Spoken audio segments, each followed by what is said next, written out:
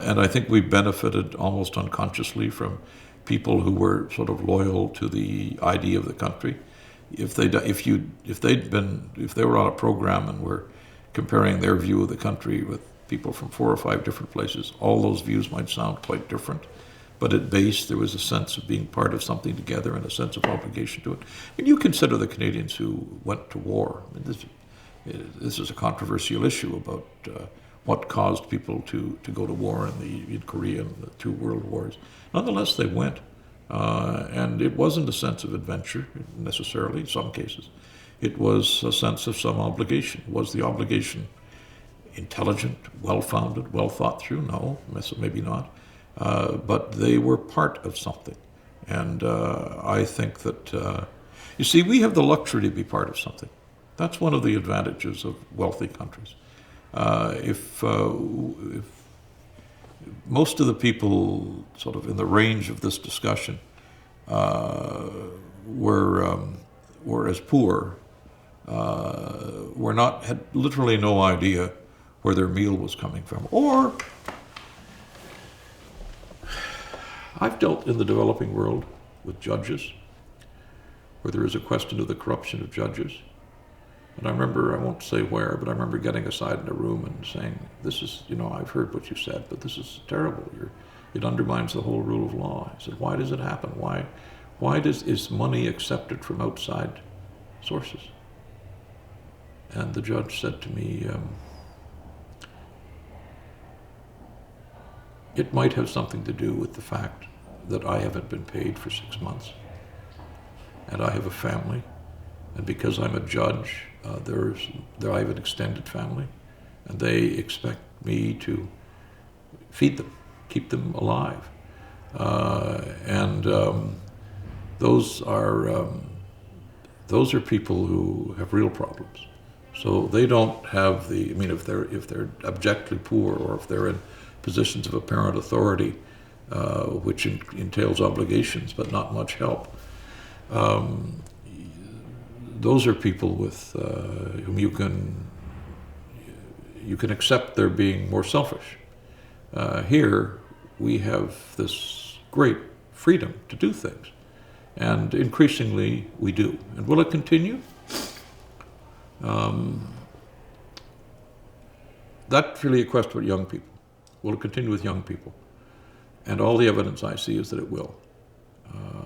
I'm astounded by the young Canadians. I go into strange places, and I find 22-year-old women who are out doing really dangerous things on what would be called a hard, dangerous front line anywhere in the world. And they know it's dangerous, and they're not foolhardy, and they want to come back and live a good life. But they also think that it's not enough to simply sit back and say, isn't it awful what's happening in Darfur? What you have to do is find some way where you can make some impact, albeit small, on a Darfur. And if you make a small impact, it grows. If other people are making small impacts, they grow. And they grow not simply in being able to help somebody. They grow in terms of people remembering that in their period of extreme need, somebody came to help them. And so if they get over their period of extreme need, which is our goal for them, their goal for them, then they have an example. Maureen's dad was among the troops who landed in the Netherlands. And it is extraordinary how the bonds of the Dutch, who believed they were freed by the Canadians, how strong those bonds are all these years later to the Canadians who were there. We know that in terms of conflict. We don't know it, but it's as true in terms of the millions of other people in the world who have been positively affected by some 22-year-old who brought water, some teacher who taught for 50 years, et cetera, et cetera, et cetera. Some company that decided that it would use its sort of some of its tailings or some of its unused land to have crops grown. These are, and because it's Canadians, it sort of, first of all, our reputation grants us access, a little more than other places, but our using that access builds the reputation.